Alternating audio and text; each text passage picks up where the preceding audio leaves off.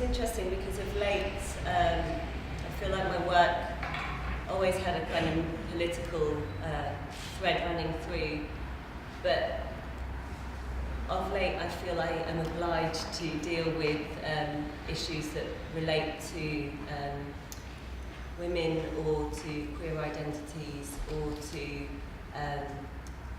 BME or politics, and then because the reason for that is that there's not enough of it around, and I can't. I will become complicit in the silencing of those individuals if I don't look at it. That's not to say that my work is all about that, yes. But it's just that has partly to do with being a woman and partly to do with teaching. When I teach at Goldsmiths on the BA Fine Art course, and I'm patently aware that I am one of the few BME teachers in that space, and I know that I have to engage in dialogues.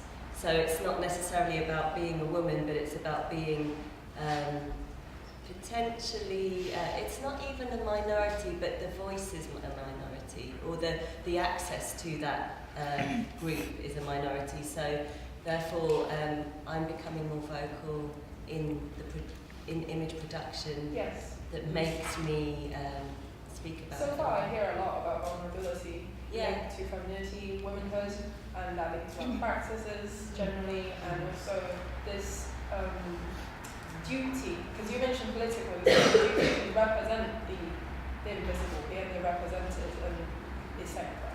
Would you say that's Yeah, I mean, I think it's a tricky one to start becoming the voice for a group, but part of my job there is to actually incorporate the voices of others so that it's not always scripted by me, but it's made up of dialogues with many people, so it becomes a multiple voice through as a collaborative endeavour.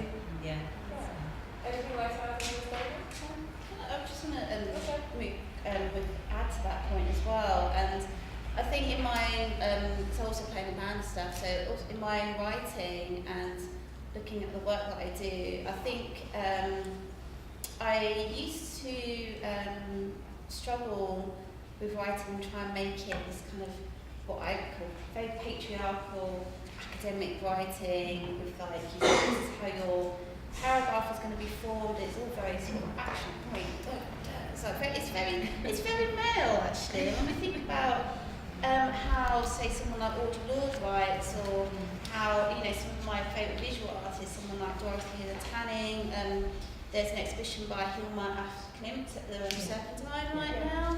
There's a lot of stuff about our internal worlds. A lot of, I guess, women's artists seem to tend to be around that. And so in my own writing, I really try to explore that. Sometimes it can be a really painful process because I'm just like bringing up all this pain, and you're just like, oh God, why am I doing this? But I think it's really important that we try and sort of break down these ways of working, especially when we're in institutions like this as well, which are really in those kind of, you know, action male kind of ways of thinking, and thinking about other ways we can create spaces and ways we can learn and ways we can teach and grade each other and that kind of stuff.